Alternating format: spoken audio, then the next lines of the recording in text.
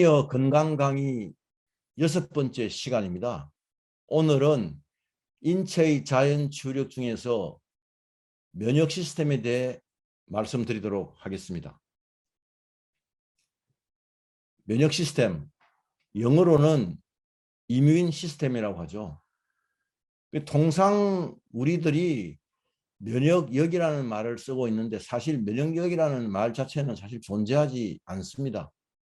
그 면역 시스템이라고 하는 게 정확한 표현이고, 면역에 대한 이 어떤 의미를 좀 더 명료하게 전달할 수 있다고 생각합니다. 그러면 면역 시스템이란 게 도대체 뭔가, 무엇이냐? 이 면역 시스템은 한마디로 정의하면 질병을 일으키는 인자로부터 우리 몸을 방어하는 시스템을 말합니다. 자, 그러면 질병을 일으키는 인자가 도대체 어떤 것들이 있냐? 제가 이렇게 분류를 해놨죠. 미생물. 미생물은 세균. 우리가 세균 감염에 의한 질병들이 있잖아요. 그 바이러스. 그 바이러스 것들이 우리가 2년 동안 전 인류가 엄청난 고난을 겪었던 코로나19, 그 다음에 곰팡이, 기생충.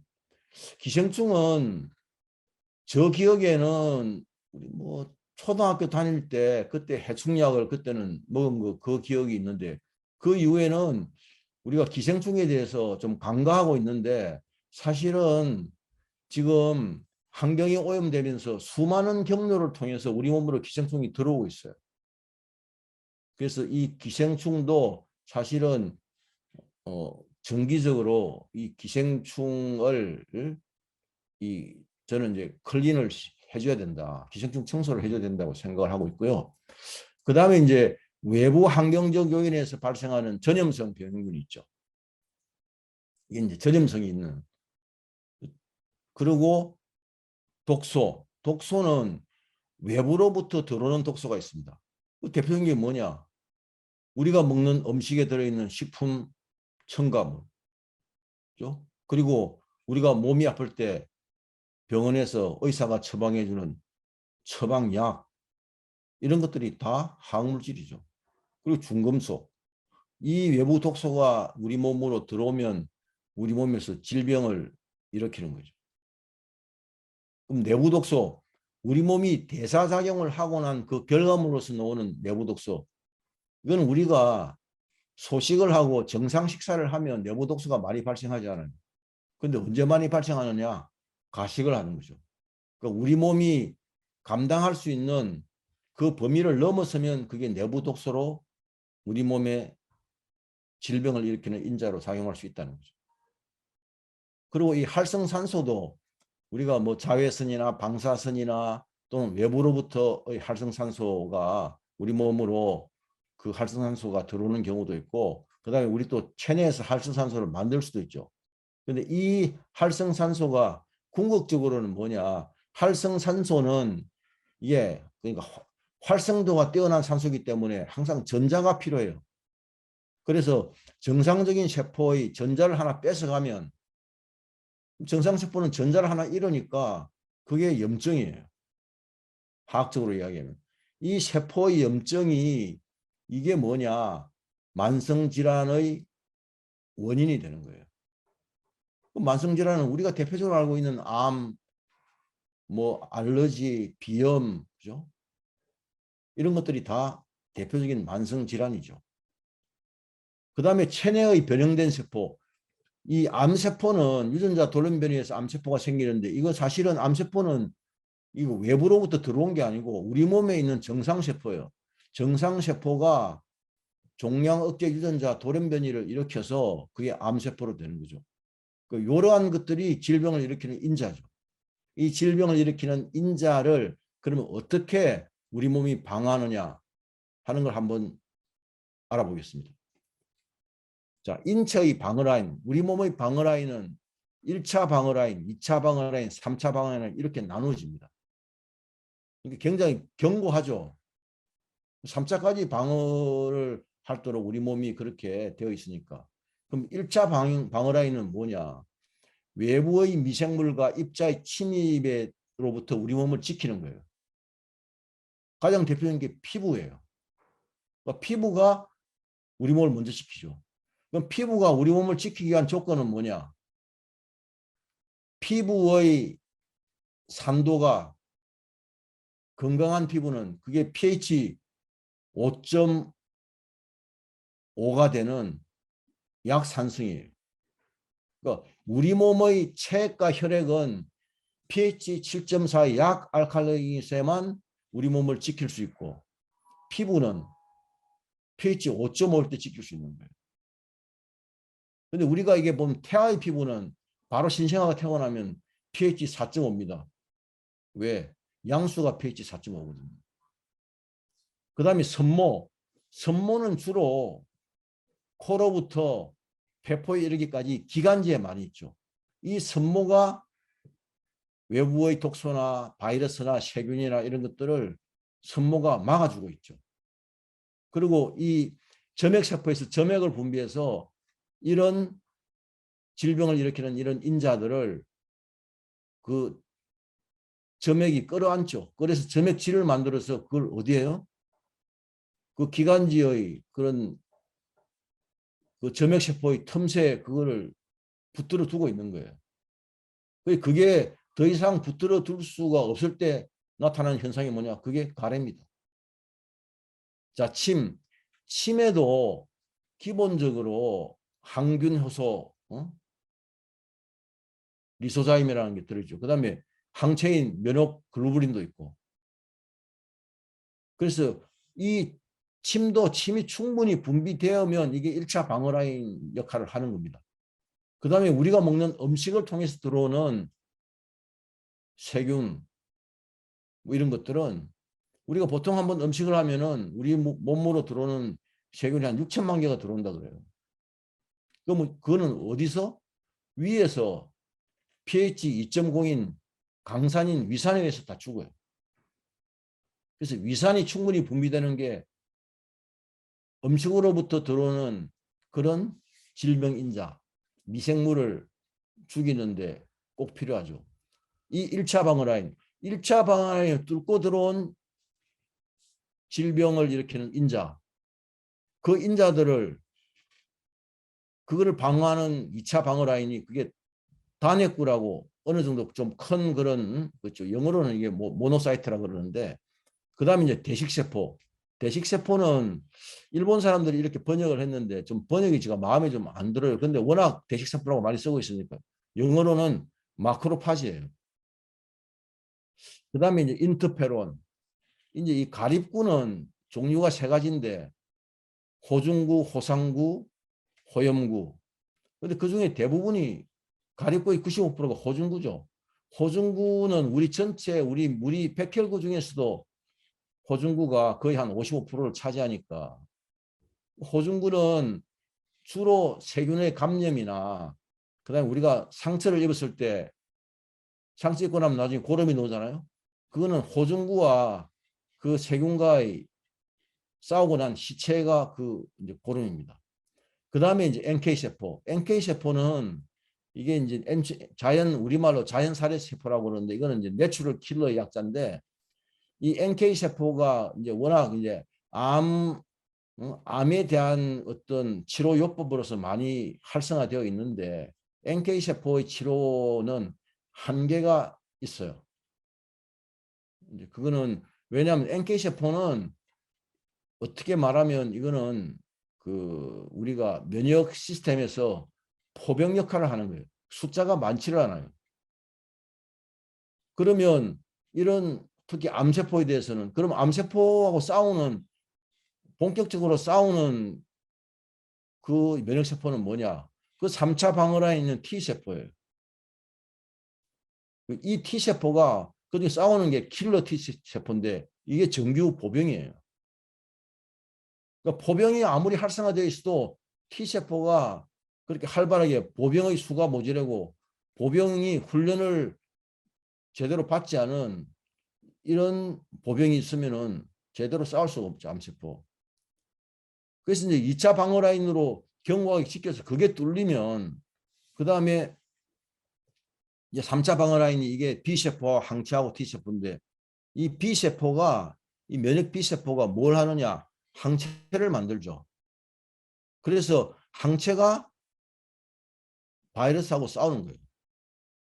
그럼 이분 같은 경우에 예를 들어서 말씀을 드리면 자 우리가 코로나19 그 백신을 맞았다.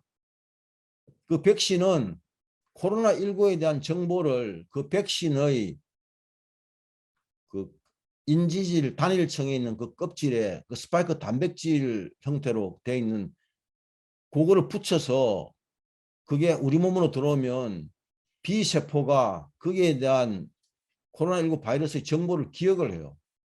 기억을 하고 난 다음에 그 다음에 B세포가 그 안에 이제 복잡한 과정을 거치지만 궁극적으로는 그 B세포가 기억을 한 B세포가 항체를 만들도록 하는 거예요. 이 항체가 바이러스하고 싸우는 겁니다. 그리고 이제 T세포는 주로 암세포하고 싸우고 그다음에 우리가 이제 자가면역 질환이라고 알려진 것들이 그게 대부분 킬러 T세포가 공격을 하는 거죠. 왜? 만성염증이 점점 심화되니까. 우리 인체 방어란을 보시면 이렇게 견고한 3차 방어라인으로 되어 있죠. 그래서 그러면 이러한 면역세포들은 주로 혈류를 타고 또는 림프를 타고 우리 몸을 돌아다니면서 지켜주는 거예요. 그래서 림프계가 너무나 중요하죠. 이게 왼쪽에 보이는 이미지를 보시면 뭐 우리가 편도선 그전에는 편도선이 좀 뭐 이게 크고 항상 부어 있으면은 자르잖아요. 편도선이 제1차 방어 라인입니다. 중요한. 그다음에 경부 림프절은 다 그게 림프세포 그 면역세포 림프구가 거기 다 모여 있죠. 그다음에 흉선 그다음에 흉관 뭐 이런 부분들이 다 림프계의 면역 세포가 순환을 하고 거기에 머물고 하는 그런 장소입니다. 그런데 이러한 우리가 면역을 담당하고 있는 림프는 반드시 어디에서 합쳐지느냐? 여기 이미지를 오른쪽 이미지 보시면 이게 쇄골이죠. 위에는 이제 붉은색으로 표시된 이 쇄골 하정맥이 있습니다. 쇄골 하정맥으로 이 쇄골 하정맥으로 림프가 합쳐져요. 그래서 심장으로 들어갑니다. 정확하게 말하면 우심방으로 들어가서 다시 자심실에서부터 대동맥을 통해서 전신을 순환하는 그래서 결국은 우리가 림프 순환과 혈액 순환은 하나의 순환입니다. 이걸 통해서 우리 몸에 필요한 곳에 면역세포를 보내는 거죠. 자, 면역세포 그러니까 우리가 정확하게 잘 인지를 못 하시는데 요걸 하나 더 제가 또 설명드리기 전에 림프절은 약 400개가 있는 거죠. 이 400개가 그게 뭐 이 림프절에 다 면역세포가 림프구가 주로 세균하고 바이러스하고 싸우는 전쟁터예요. 그러니까 림프절이 굉장히 중요한 역할을 하죠. 그런데 우리가 오른쪽에 유방암이 있다 그러면 이걸 유방암을 수술할 경우는 절제를 하고 난 다음에 그다음에 림프절을 많이 자르죠. 왜? 림프에 뭐 전이가 일어나 있다. 라고 판단을 하게 되면 이걸 자르죠.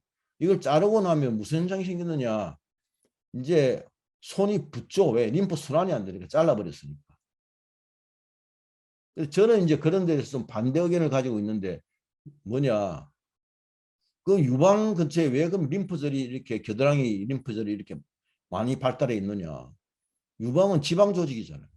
그 지방에 독소가 많이 녹아있기 때문에 가까운 데서 지켜줘야 될 거 아니에요. 그 지켜줘야 될 부분을 잘라버리면 누가 지켜줍니까?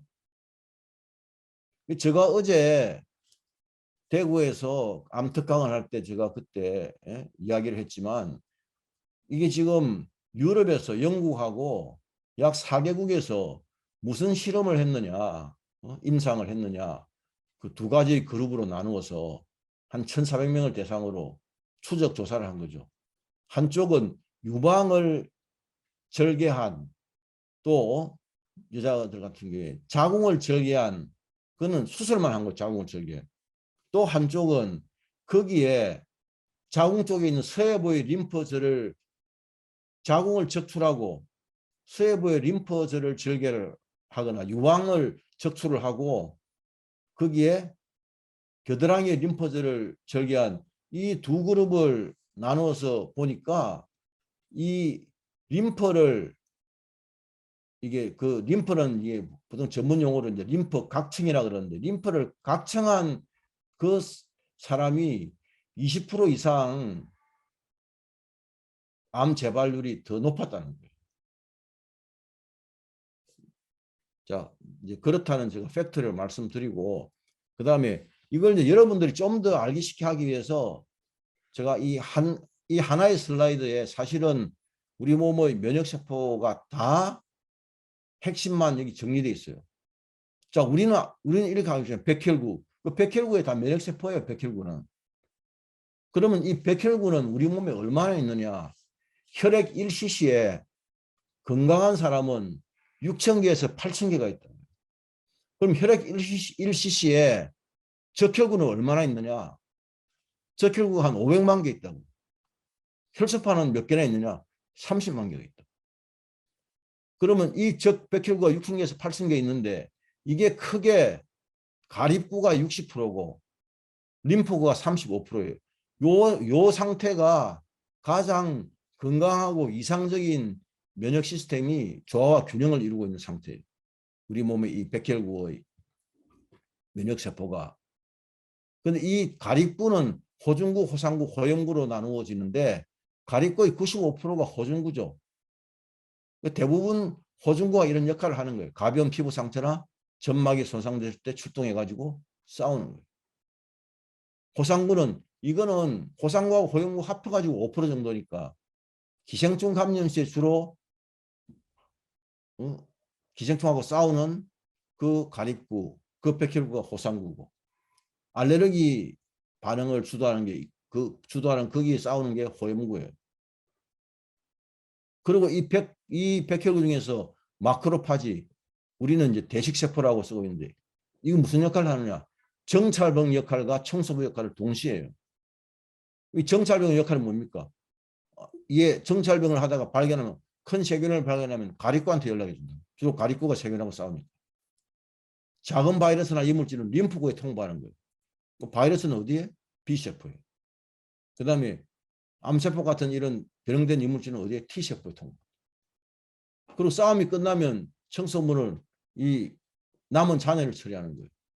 근데 왜 일본 사람이 이걸 대식세포라고 붙였냐? 큰 대자에 먹을 식자. 그 정찰병 나갔다가 이런 적을 발견하면 이 정찰병은 도망오는 게 아니고 일단은 자기가 판단해서 싸울만 하면 그걸 얘가 마크로파지가 잡아먹어요. 그 역할을 또 하는 거죠. 그 다음에 또 하나는 수지상 세포라는 이 부분도 이제 일종의 정찰병 같은데, 이거 항원 제시 세포인데 주로 어디에 많이 있느냐? 점막에 많이 있어요. 소화관의 점막, 기도 점막, 피부, 혈액에 소량 존재합니다. 그리고 림프구는 크게 이제 B세포, M세포, NK세포, T세포로 나누는데, B세포는 아까 말한 항체를 만드는 거예요. 바이러스로부터 우리 몸을 보호하기 위해서. 그러니까 M세포는 이게 주로 장갑면역 쪽에 이 소장의 바이오판에 M세포가 정찰병 역할을 하는 거예요. 그래서 대식세포나 수상세포에게 이게 마크로파지나 수상세포가 보내주는 거예요. 정보를. 그래서 NK세포와 헬퍼 T세포를 활성화시키는 역할을. NK세포는 주로 체내에서 생긴 암세포 같은 그런 세포를 공격을 하는데, 또는 그 감염된 세포, 세균이나 바이러스, 이를 공격해서 죽이는 역할을 하죠. 그런데 이거는 전체 림프구 중에서 10%밖에 안 되죠. 그래서 제가 이거를 NK세포를 포병이라고 그럽니다. 그 T세포가 이제 75% 되는데, T세포도 세 가지로 나눠져. 헬퍼 T세포, 킬러 T세포, 억제 T세포. 킬러 T세포가 주로 이게 암세포하고 싸우는 거예요. 그런데 또 헬퍼 T세포 뭐 역할을 하냐. TH1이 이 헬퍼 T세포 TH0가 분할을 해가지고 TH1, TH2로 분화되는데 이 TH1은 킬러 T세포와 NK세포를 활성화하고 TH2는 B세포를 활성화하는 거예요. 킬러 T세포도 처음에 T세포라고 이름을 붙인 이유가 흉선을 영어로 띠무스였어요. 그래서 처음에 흉선에만 있는 줄 알았어요. 그런데 뒤에 면역을 계속 면역에 대한 연구를 하다 보니까 소장에도 있네. 그래서 이제 지금은 이게 두 가지로 나눠져 있고 그 다음에 억제 T세포가 있어요. 우리 몸은 항상 뭐 가하면은 그걸 억제할 수 있는 이런 그런 어떤 시스템이 되어 있다고. 그래서 이걸 조절하는 거예요. 그러면 여러분 이거를 보시면 야, 이 우리 몸에 있는 면역 시스템이 굉장히 정교하고 복잡하고 그리고 혼자서 하는 일이 없고 서로 협업을 하고 이렇게 되어 있죠. 그러면 이번에 코로나19 바이러스가 있을 때 그 중에서 이 면역 시스템 중에서 뭘 썼어요? B세포한테 정보를 미리 줘가지고 항체 만드는 그 우리 몸의 전체 면역 시스템 중에서 극히 일부를 빌려가지고 그러면 그 정보만 제공하면은 별 문제가 없을 거 아니에요. 그런데 왜 백신을 맞고 우리나라에서 사망한 사람만 한 1,500명 나오고 그 백신을 맞고 난 다음에 여러 가지 후유증에 시달린 사람이 많잖아요. 그거는 다른 게 아니고 이 백신을 인위적으로 만들었기 때문에 그게 그 인지질 단일청을 만들어서 그 단일청이 그게 독성이 있는 거예요. 거기에 민감하게 반응하는 사람은 후유증이 심한 거예요. 그래서 그 독성에 대한 이런 것들을 다 해결하는데 보통 통상 백신은 몇 년 걸려? 10년 걸리는 거예요. 그런데 이번에 1년 만에 했잖아요. 그건 후유증과 부작용이 클 수밖에 없죠. 그리고 자, 이 백혈구 6,000개에서 8,000개인데 자, 이 가립구와 림프구를 나눠보면 가립구는 교감신경이 지배해요. 여기 그러니까 교감신경의 수용체가 있는 거예요. 림프구는 부교감신경이 지배합니다. 이게 자율신경이잖아요. 그러면 가립구는 언제 활성화되느냐? 제가 항상 강의할 때 계속 하는 이야기가 우리 인간뿐만 아니고 지구초에 살고 있는 모든 생명체는 지구 자전의 영향을 받는다. 그래서 해가 뜨면 활동 모드로 바뀌고 해가 지면 치유 모드로 바뀐다. 그러니까 활동 모드로 바뀌었을 때 그때가 교감신경이 지배하고 그때가 가립구가 활성화돼요. 해가 지면 부교감신경이 지배하고 그때 뭐예요? 림프구가 활성화되는 거예요. 그래서 우리가 대부분 우리가 지금 그 코로나19 바이러스나 또는 독감이나 일반적인 감기나 그다음에 암이나 이런 것들은 다 뭐예요? B세포하고 T세포하고 NK세포가 여기서 활성화되어 가지고 그런 어떤 인자들을 질병 인자들을 퇴치를 해야 되잖아요. 그럼 언제 하겠어요? 밤에 하는 거예요. 밤에 부교감 신경이 지배하고 치유 모드로 바뀌었을 때 림프구가 활성화되려면은 그럼 뭘 해야 되느냐? 이렇게 아픈 사람들은 제가 항상 주장하지만 저녁 단식을 해야 된다. 왜? 소화와 흡수는 해독과 배설을 방해하는 거예요. 그러니까 저녁에도 많이 먹으면은 무슨 현상이 생기느냐? 치유 모드로 전환이 잘 안 돼요. 림프구가 활성화가 안 된다고. 그런데다가 이게 아픈 사람들은 잠에 숙면을 못 취하잖아요. 숙면을 못 취하니까 더욱더 악화되는 거예요. 왜 숙면을 못 취하느냐? 장이 안 좋아서. 그러니까 우리 인체를 들여다보면 이게 혼자서 단독으로 뭘 할 수 있는 게 없어요. 근데 우리가 보통 아파서 병원에서 처방을 받고 하는 것들은 뭐예요? 그 단독으로 무슨 약을 하면 어디에 안 좋으면 무슨 약을 쓰고 무슨 약을 쓰잖아요. 그렇게만 가지고는 우리 몸이 치유되기가 힘든 거예요. 증상이 완화되고 통증이 완화되는 일시적인 효과는 있지만 그 치유가 안 되니까 혈압약을 평생을 먹고 당뇨약 먹다가 나중에 어떻게 나요? 당뇨 합병증으로 오잖아요.